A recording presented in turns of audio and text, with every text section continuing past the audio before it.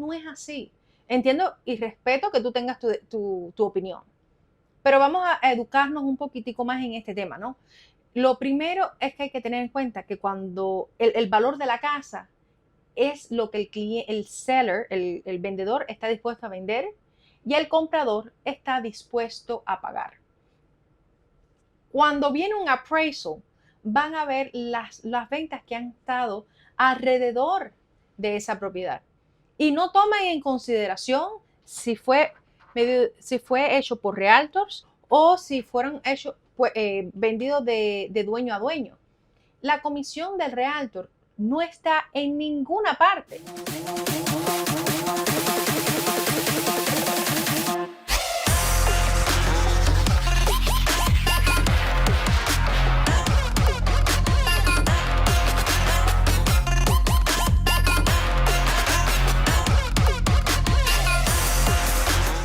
Bienvenidos a Realidad Inmobiliaria Sin Filtro. Soy Romy Torres, tu realtor aquí en el estado de la Florida. Y junto a mí está Dolly López, realtor, broker y prestamista en el estado de la Florida y Kentucky. Bienvenidos. Gracias por apoyar nuestro canal y gracias por hacer todos sus comentarios y preguntas, porque gracias a ustedes tenemos este podcast, tenemos este show.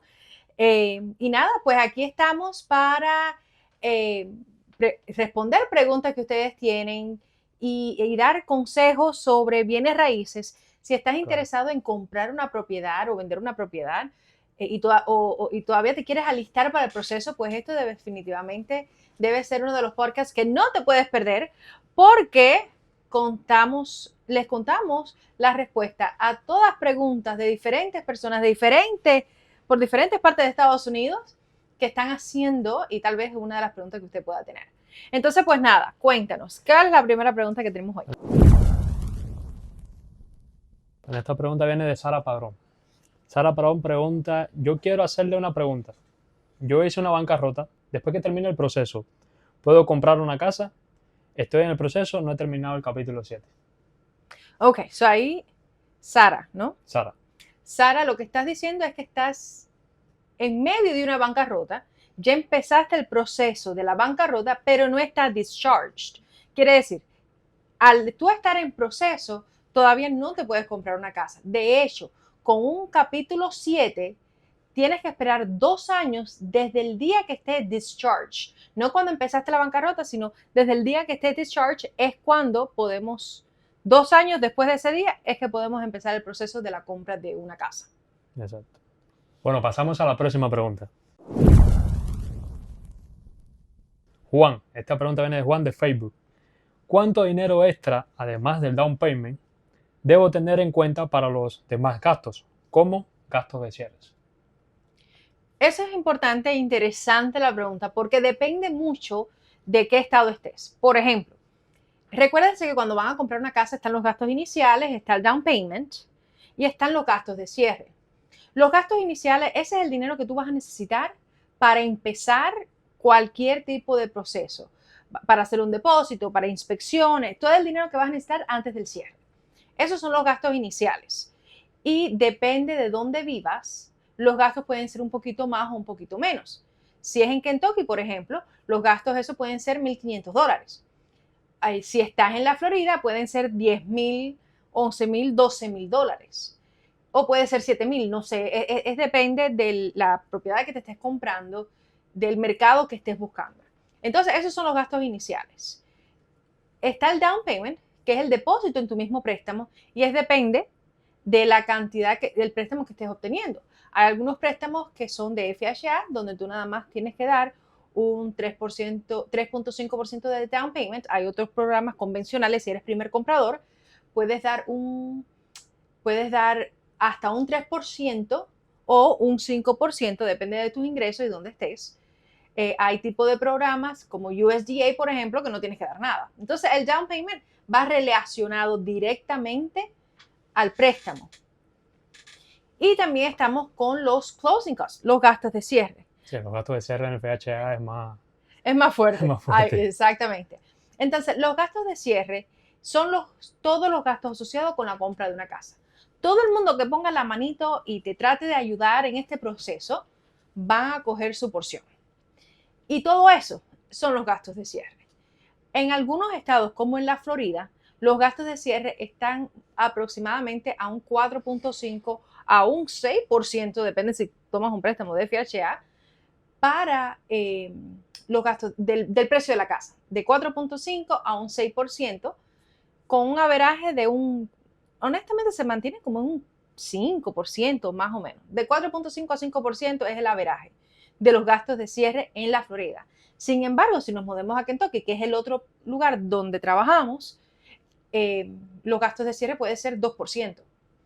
Y estos gastos nuevamente van para gastos de los prestamistas, van para gastos de la compañía de título, van para gastos de gobierno, transferencia de taxes, van para gastos administrativos, van para tienes que pagar el seguro de la casa, de la propiedad, la tienes que pagar en adelantado, también va para ahí.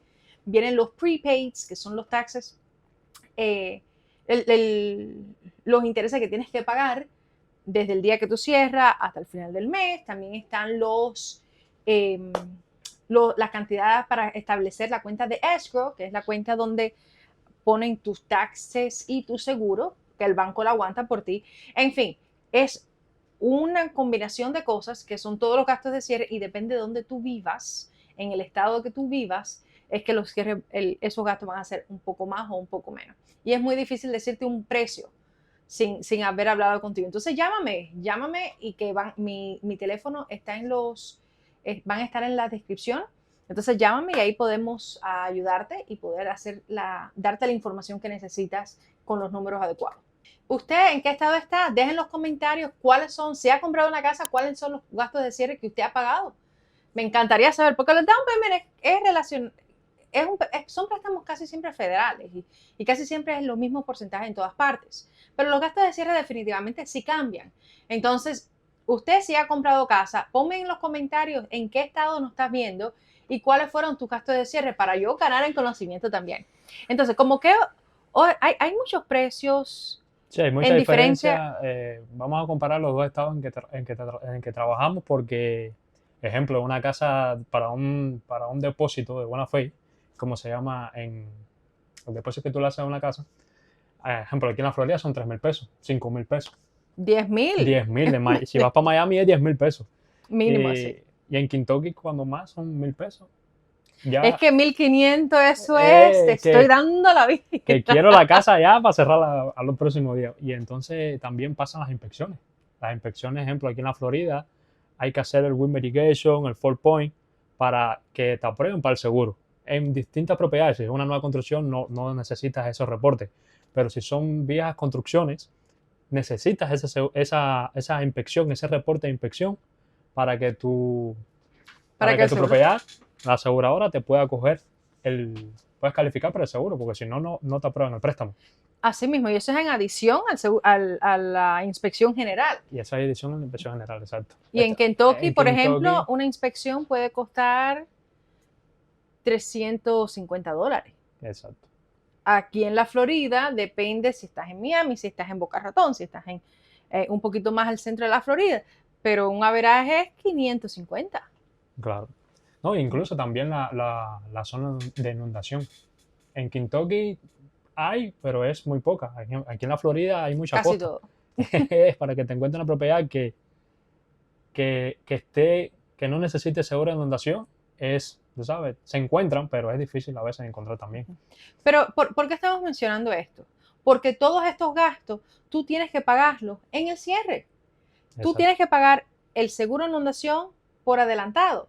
Tienes que pagar el seguro de tu casa por adelantado. Y son costos que son asociados con la compra de la casa. Y las inspecciones que estabas mencionando son gastos iniciales. Que tienes que pagar porque van. Los appraisals más o menos cuestan más o menos igual en Kentucky y en la Florida. No veo mucha diferencia entre los appraisals, ¿no? Sí, eso es también. El survey también es... el survey es requerido. Aquí en la Florida es requerido, allá en Kentucky no. Correcto. Y el survey, estamos hablando, depende del tamaño del terreno de la propiedad. Hay survey que te cuesta 300 pesos, 350 pesos, pero el survey que te cuesta, depende del tamaño del lote de la propiedad, te cuesta 500 pesos, 600 pesos. Y otra cosa, cuando estamos hablando si tienes asociación, En la Florida, las asociaciones casi siempre te tienen que aprobar. No todas, pero No la todas. mayoría piden una aprobación y en esa aprobación te cobran $150 fácil. Ujú. Más le tienen que dar un estoppel letter, que es otro fee. Más si la propiedad tiene un CDD, es para otro estoppel letter, es otro fee. En Kentucky no hay eso. No, Vaya, no lo vemos tanto. Tal vez $50 que una asociación va a cobrar por algo, pero honestamente no lo vemos. sí, eso ya tiene que ver ya con el estado como tal. El estado de Florida, el estado de Kentucky, hay varios distritos que cobran y entonces aquí en la Florida se hacen los gastos más caros. Definitivamente. Y aparte, no vamos a empezar con los gastos del gobierno. La transferencia de taxes en la Florida es abismal comparado con Kentucky, que son, nada más podemos poner esos dos estados de referencia porque son los dos estados que nosotros trabajamos. Entonces, pues... Pasamos a la próxima pregunta. Esta pregunta viene de TikTok, de Eddie. Recomendaciones para terminar de pagar una casa sin gastar tantas vidas. ¿Qué quiere decir esa pregunta? Sí, me imagino que se está refiriendo a que no pagar. Ejemplo, esa Pasarse toda la persona vida. tiene 30 años, un mortgage, el término de un loan, más o menos son unos 30 años, depende. Como lo cojas y pasarse de 30, termine de pagarla cuando tenga 60 años, tú sabes, es algo que a las personas a Bueno, veces se asustan. eso sí tienes 30 años, porque muchos clientes Exacto, compran a los 50, ya tendría 80. claro. Supongo que quieres decir, Eddie, con esta pregunta, es qué puedes hacer para pagarla más rápido y no pasarte toda una vida pagando la casa. Hay diferentes formas de poder hacer eso. Uno, hay algunos bancos, tú puedes llamar a tu banco y decirle que en vez de hacer un pago al mes, tú quieres hacer un pago cada 2 semanas y un pago cada 2 semanas. Eso normalmente terminas pagando al final del término, al final del año, de ese año, casi siempre terminas pagando un pago extra y eso te deduce al interés que vas a estar pagando, por lo tanto te reduce los años. Eso es una opción. También, si vas a tu cuenta bancaria donde tienes el préstamo, casi siempre en esos lugares tienen una calculadora. En esa calculadora tú puedes poner que le hago un pago más adicional de una sola vez y a ver cuánto más te baja eso en los años. Tienes $5,000 ahora y se lo quieres poner al principal directamente, ¿cómo eso va a afectar en la cantidad de años que pagues? En vez de 360 meses, que son 30 años, tal vez lo puedes pagar en 25 años, nada más con ese pago inicial. Yo siempre recomiendo que el primer año que estás comprando la casa, ese primer año, que hagas aunque sea un pago extra al año, en vez de ser 12 pagos al año, aunque sea 13. Eso te va a ayudar muchísimo a reducir, aunque sea 2, 3 o 4 años al final del término. Eso es uno. También hay calculadoras en ese mismo sitio, hay calculadoras donde tú puedes pagar un poquito más al principal todos los meses. Por ejemplo, si tu pago mensual es $4,270, bueno, y si le pagas $30 más para completar esos 4,300, eso va a ayudarte a reducir la cantidad de años que tienes que pagar. Y cuando tú reduces la cantidad de años que tienes que pagar, estás ahorrándote muchísimo interés. Interés, exactamente. Porque el banco está para hacer negocio. Ellos te están cobrando su interés y casi todo te lo cobran al principio. Entonces, mientras más tú le puedes pagar al principio, mejor sería. Exactamente. Entonces, hay diferentes estrategias. A mí me pasa como experiencia propia, ¿sabes? Yo cuando hago, a veces cuando uno hace, tú sabes, bien el trabajo y recibe ese dinero que uno, tú sabes, no estaba esperando en ese que no momento. estaba esperando, yo primero que voy a la calculadora del banco, a la misma casa y digo, oye, si le pago 5,000, entonces me pongo a jugar ahí con los números, tú sabes, ahí me pongo yo, si lo hago en 15 años, ¿cuánto me voy a ahorrar de interés? Y de verdad que uno se ahorra bastante dinero cuando uno le hace el pago a la casa así. Así mismo, el al problema principal. es que hay el dinerito ese extra para podérselo poner. Exacto. Pero casi nunca tienes un prepayment penalty. Para las casas que tú te compras primarias, casi nunca hay prepayment penalty. Hay algunos prepayment penalties si es casa de inversión, ¿no? Si es una casa que estás comprando para rentarla o un tipo de inversión, casi siempre lo tienes que pagar un fee de unos 3 años. Si la vendes antes de 3 años o refinancias antes de 3, 5, 7 años, depende Sí, hay que del tipo fijarse de en préstamo. el tipo de préstamo. ¿Y qué te parece estos clientes que cuando bajan los intereses quieren refinanciar la casa? ¿Qué les recomiendas hacer con respecto a eso? Bueno, a todo el mundo, cuando bajen los intereses, deberían explorar la opción de refinanciar. Que todo vaya a funcionar perfectamente, tal vez no, pero explorar esa opción definitivamente lo deberían hacer porque los intereses están muy altos. Y eventualmente sí considero que van a bajar. No van a bajar el 3%, no van a bajar el 4%, pero tal vez se me queden unos 6 alguito. Eh, si nos ponemos de suerte, tal vez en 5.75 o algo así. Pero bueno, cuando bajen los intereses, deberías contactarnos y te vamos a tratar de ayudar a procesar ese referenciamiento. Y ahí Ahora, me surge una pregunta ahí con respecto a lo que estás hablando ahora. Si yo llevo 10 años pagando la casa, vamos a suponer un ejemplo.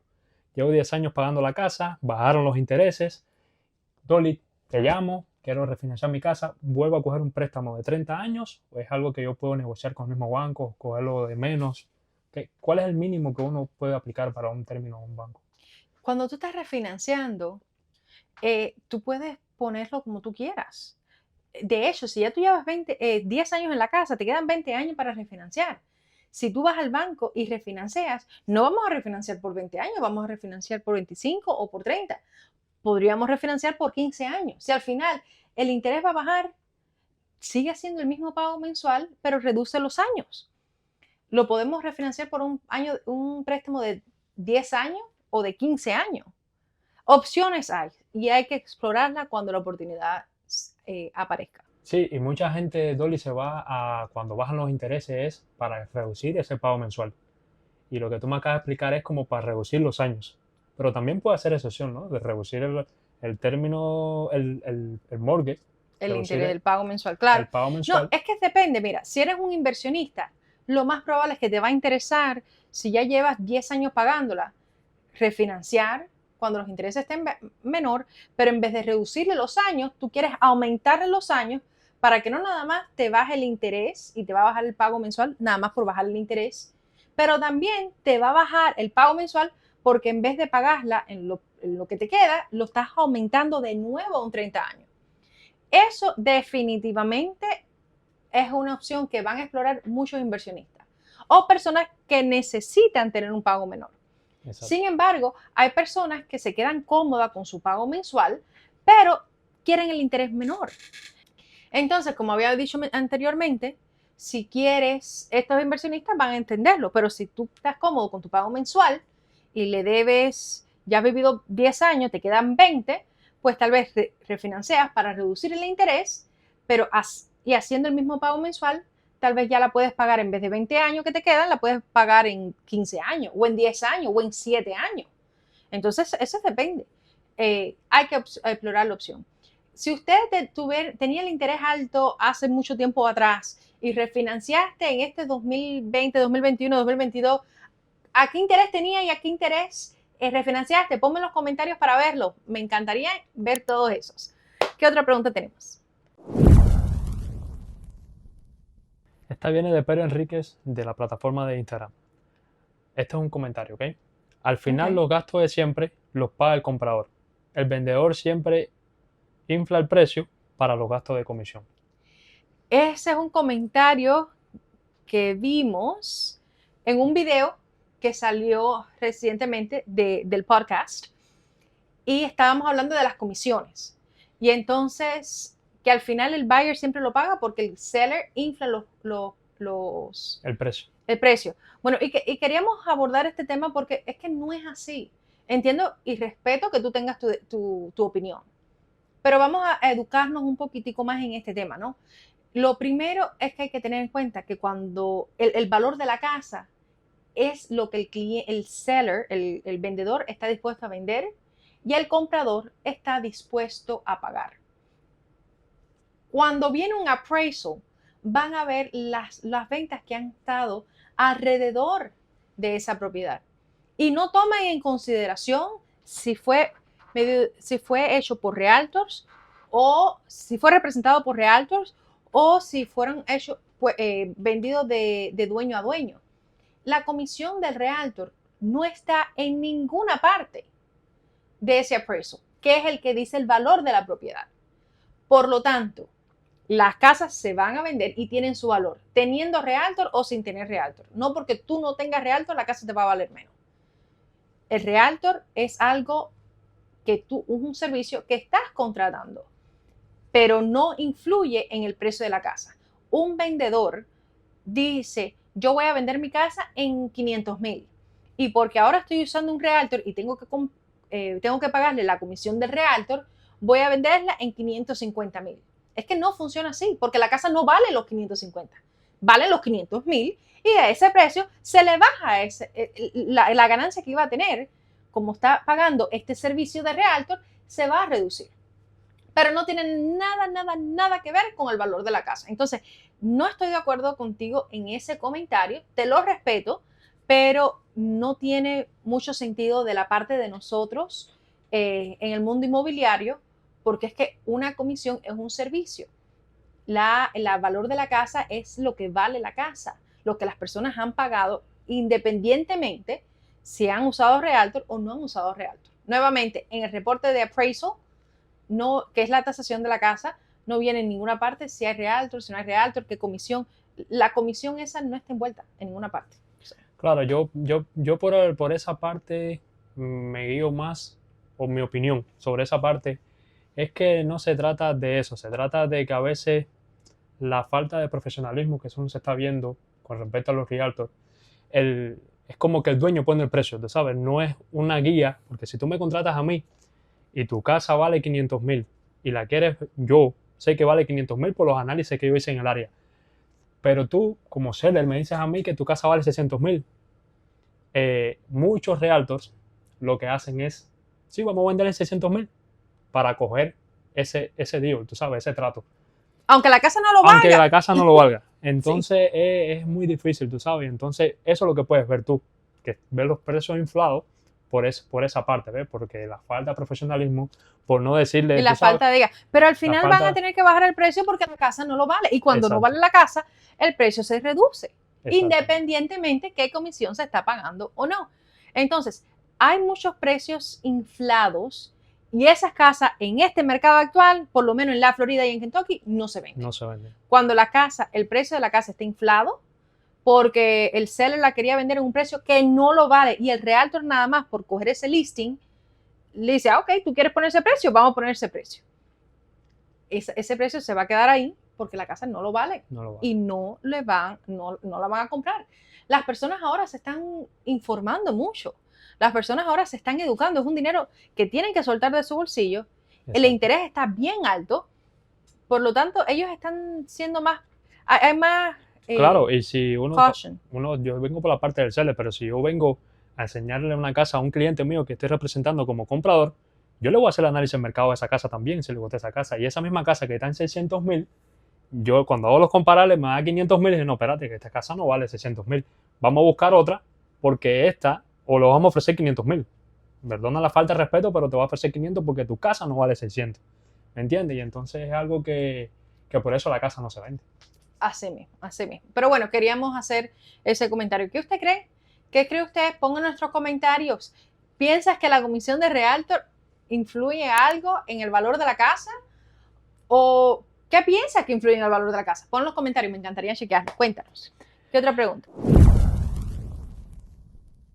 La próxima pregunta viene de TikTok, de parte de Ana. Dolly, tengo 200,000. ¿Qué me recomienda? Louisville, Kentucky, ¿qué opinas? Si tienes $200,000 y quieres invertir en bienes raíces, Louisville, Kentucky definitivamente es un área que yo exploraría. Hay propiedades todavía en menos de $200,000. Son difíciles de obtener porque no es lo más común, pero todavía te puedes encontrar algo. Y una casa, no estamos hablando de un apartamento, ni un mobile home, ni nada de eso. Estamos hablando de casas que todavía te puedes conseguir en menos de 200. No es muy común, pero sí de vez en cuando sí salen.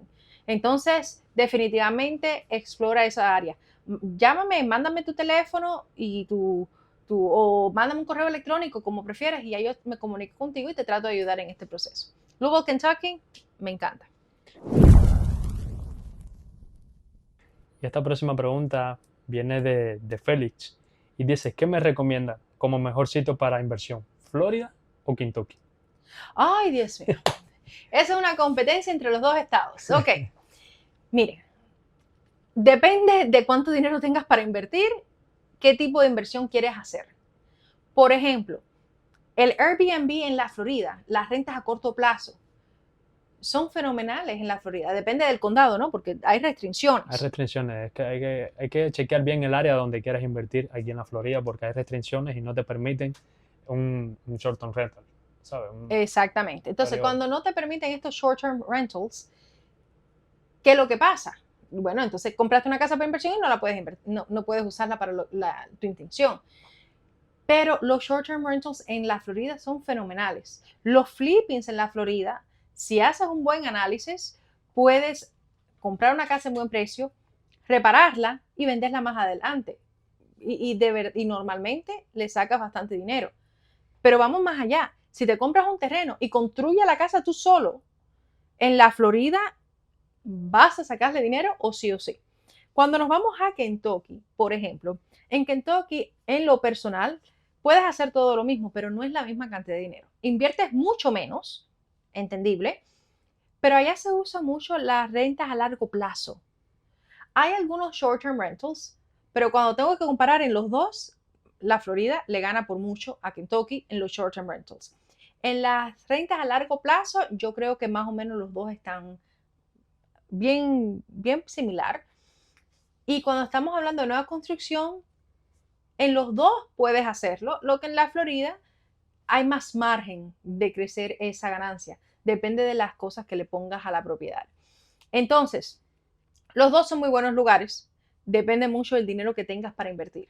Si tienes el dinero es limitado, entonces pues tendremos que ir, tal vez no vas a coger mucho más dinero por tu inversión, pero vas a recibir comparado con lo que tú estás poniendo, ¿no? Vas a recibir, depende de la inversión, lo que tú le estás poniendo a la propiedad. Al final, tenemos que explorar las dos opciones basado en tus finanzas y en el propósito de la inversión. ¿Qué tipo de inversión quieres hacer? Llámame y hablamos un poquito más en detalles. Esta próxima pregunta viene de Graviela de Instagram. Okay.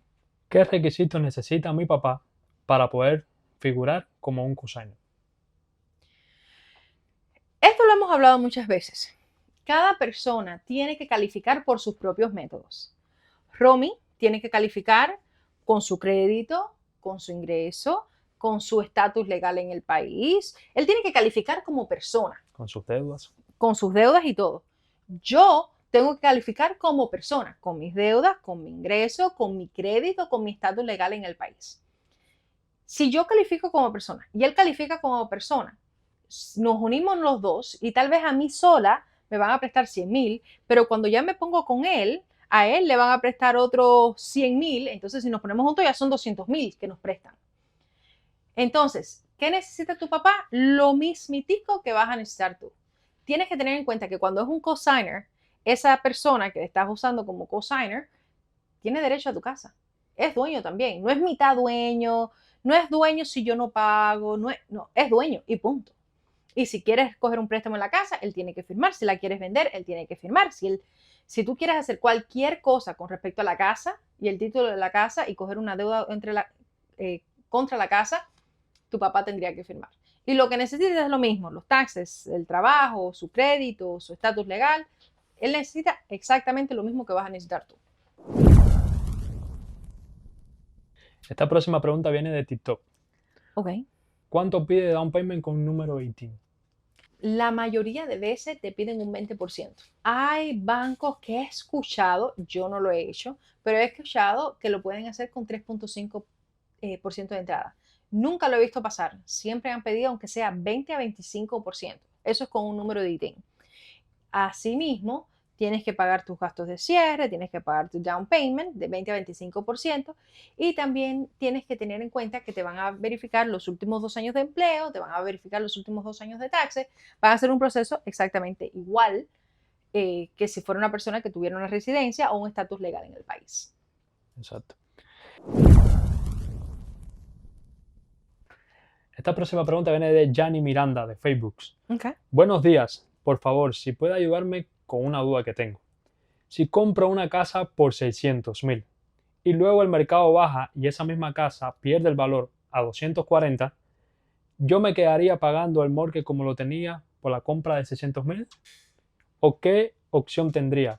Eso es en el caso que bajen las propiedades. Me encanta esta pregunta, porque aunque no la hacen con la frecuencia que yo pienso que las personas lo deberían hacer, sé que la tienen, lo que simplemente no hacen la pregunta. Si tú te compras una casa en un valor, 500,000, y después baja el mercado, tu préstamo sigue siendo de los 500,000, no importa lo que baje. Desafortunadamente, tú vas a seguir pagando en esos 500,000. En estos momentos que los intereses están como están, yo siempre recomiendo comprar una casa para largo plazo. No pienses que va a ser para corto plazo porque puedes perder dinero. Y el perder dinero es, la compraste en 500,000, bajó ahora a 400 o 450. Si la quieres vender ahora, no le vas a sacar los 500,000, le vas a sacar menos. Entonces tendríamos que entrar en un proceso, un short sale, que teníamos que coger una aprobación del banco, etc. Pero normalmente yo lo que recomiendo es mantén la casa, no la vendas, réntala. Mantén con esa casa, porque esa casa en 500,000, aunque bajó un momento, más adelante va a seguir y va a coger más precio de lo que tú la compraste. Mira, vamos a ir en los años 2008, 2009. Todas las personas que compraron casa en el 2005, 2006, 2007 compraron un precio aquí. En el 2008, 2009 bajaron esos precios. Muchas personas perdieron sus casas por par de razones. Una de ellas es porque de verdad no la podían pagar porque no había trabajo. Y al no tener trabajo no tenían ingreso para pagarlo.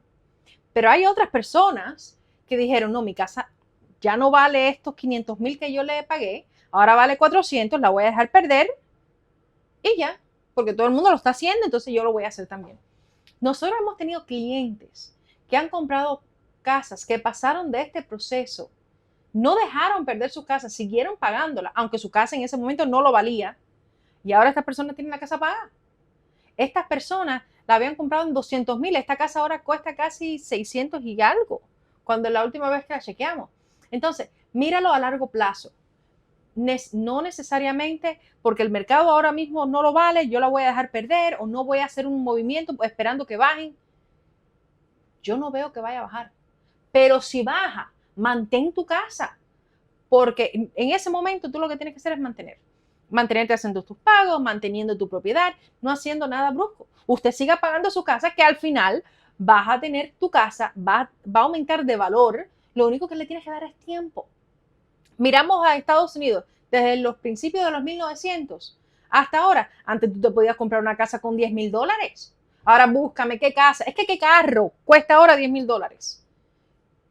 Por lo tanto, las casas siguen subiendo de valor. Hay algunas temporadas que puede bajar un poquito. Ok, bajó y va a subir de nuevo. No tomar decisiones precipitadas de venderla o dejarla ir. Hay personas que en 2008 perdieron su casa y todavía hoy en día no tienen ninguna casa. Sí, claro, y todo depende de la parte donde vives, del estado donde vives aquí en los Estados Unidos. Porque, ejemplo, aquí en la Florida las casas están aumentando. La gente de allá arriba del frío, de Nueva York, incluso de California, también de este mercado, que es otra costa que falta por explotar algunas partes y están viniendo para acá con todo. ¿Y qué va a hacer tu casa? Ejemplo, que la compraste, los precios en Cape Coral. Cape Coral, que no es una ciudad avanzada todavía, pero está en crecimiento. Que Coral ya las casas no bajan de 400, 500 mil dólares. Una casa que hace 4 o 5 años atrás valían 150, 200 mil, 230. Ya no. Yo creo que todavía te puedes encontrar una Claro. en los 300 y algo. Exacto. Pero es que esas antes costaban 100. No, ahí en Cape Coral es bastante difícil. Si te mueves ya para Fort Myers, un poquito más para allá.